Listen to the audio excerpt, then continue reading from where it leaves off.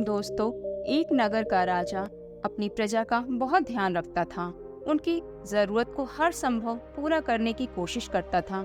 हालांकि उसने अपने सिपाही सैनिक सब नियुक्त किए थे प्रजा की जरूरत को ध्यान रखने के लिए। लेकिन वह राजा इतना अच्छा था कि लोगों के मन की बात को जानने के लिए खुद रात को भेष बदल के प्रजा के बीच घूमा करता था। उनकी बातों को जानने की कोशिश करता था कि उन्हें कोई शिकायत तो नहीं है राजा से। शुरू शुरू में तो उसे बहुत अच्छा लगा, क्योंकि जब वह प्रजा के लोगों के बीच में बैठता था तो लोग राजा की बहुत तारीफ करते थे। उनके सैनिकों की, सिपाहियों की सब तारीफ करते थे कि हमारा राजा और उनके सैनिक हमारा कितना ध्यान रखते हैं, हमारी सारी जरूरत को पूरा करते हैं। ऐसा राजा सुनता था तो उसे बड़ा अच्छा लगता था। इधर कुछ महीनों से वह प्रजा के बीच में नहीं जा पा रहा था और इसी का फायदा उसके सैनिक उठा रहे थे। वह राजा के नाम पर प्रजा से अधिक कर वसूल करते थे। सैनिकों को लगता था कि अब राजा हमारी बातों को पूरी तरह से मानेंगे और अब प्रजा के बीच में नहीं आएंगे, तो प्रजा की बात का उन्हें पता कैसे चलेगा? जो मैं बताऊंगा वही वह सुनेंगे। इस कारण प्रजा परेशान रहने लगी। वह राजा की बुराई करती, उनके सैनिकों को कोसा करती थी। अचानक राजा एक बार शिकार करके वापस लौट रहा था। रास्ते में उसने कुछ लोगों को कहते हुए सुना कि आज राजा हम लोगों का ख्याल बिल्कुल नहीं रख रहे हैं। पहले वह कितना ख्याल रखते थे, अब पता नहीं उनको क्या हो गया। हमारी समस्या सुनने वाला कोई नहीं रहा। ऐसा सुनते ही राजा को बहुत बड़ा झटका लगा। वह राजमहल जाकर एकदम बेचैन हो उठा। उस रात उसे नींद भी नहीं आई। सुबह उठते ही वह सबसे पहले अपने सैनिकों को बुलाए और प्रजा का हाल चाल पूछा। तो सैनिकों ने कहा, राजन, प्रजा बहुत खुश है, उन्हें किसी प्रकार का कोई भी दुख नहीं है।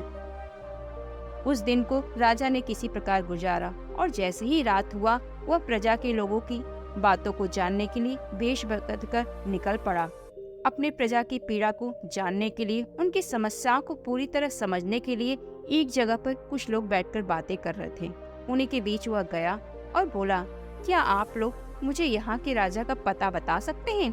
तो लोगों ने कहा, अरे क्या करोगे भाई, राजा के पास जाकर, वह पहले जैसा राजा तो बिल्कुल नहीं रहा। तो मुझे क्या हुआ भाई, मैं तो बहुत सुना हूँ राजा के बारे में।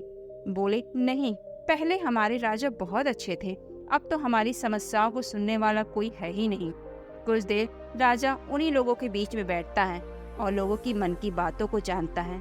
दूसरे दिन सुबह होने पर राजा अपने कुछ सैनिकों को बुलाता है जिसे वो प्रजा के ध्यान रखने के लिए नियुक्त किया था। 3 गुप्त सैनिकों को वह बुलाया और दरबार में पूछता है, बताओ प्रजा का ध्यान अच्छे से रखा जा रहा है या नहीं? उन्हें कोई दिक्कत तो नहीं है, कोई परेशानी तो नहीं है?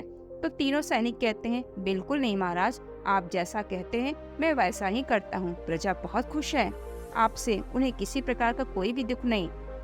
उन सबकी बात सुनकर राजा कहते हैं, देखो अगले हफ्ते मेरा जन्मदिन आने वाला है, मैं चाहता हूँ तुम तीनों मुझे एक बहुत ही खास उपहार दो। तो सैनिक कहते हैं, हाँ हाँ राजन, अवश्य, बताइए आपको क्या चाहिए। तो वह कहते हैं, मुझे ताजे ताजे फल बहुत पसंद है, आप मुझे वही उपहार ला कर दीजिएगा। तो सैनिक कहते हैं, इसमें कौन सी बड़ी बात है, आपको बहुत अच्छे और ताजे फल दिए जाएंगे महाराज, आप उसकी चिंता बिल्कुल मत कीजिएगा। राजा कहते हैं, ठीक है, मेरी बात आगे तो सुनो। तो वे तीनों कहते हैं, हाँ महाराज बोलिए।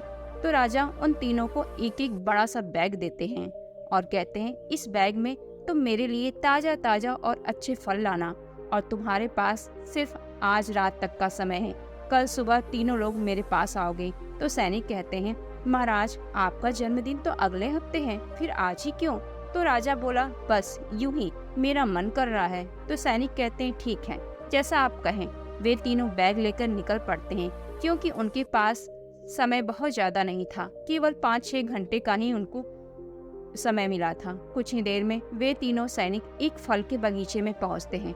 वहां कई प्रकार के ताजे ताजे अच्छे फल रहते हैं, लेकिन वहां पर पहुंचते ही तीनों सैनिक एकदम थक गए थे। पहला सैनिक, जो बहुत ही ईमानदार था और बहुत ही अच्छा था, वह वहां पर ढूंढ ढूंढ कर ताजा और अच्छे फल उस बैग में रखता है। उसका बैग ताजा और अच्छे फलों से भर जाता है।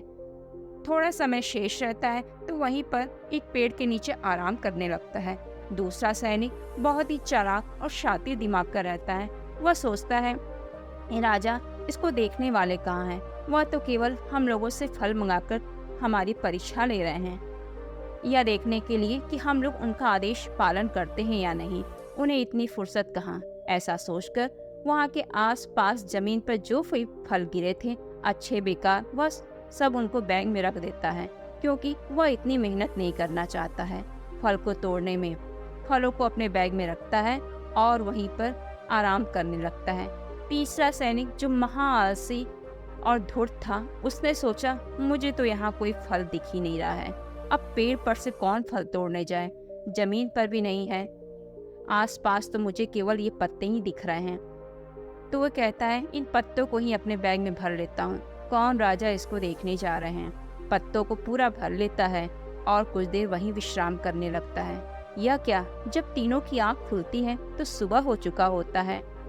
हड़बड़ी में सब उठते हैं और राजमहल की तरफ भागते हैं, क्योंकि आज सुबह तक का ही समय था। जल्दी जल्दी सब राजमहल पहुंचते हैं।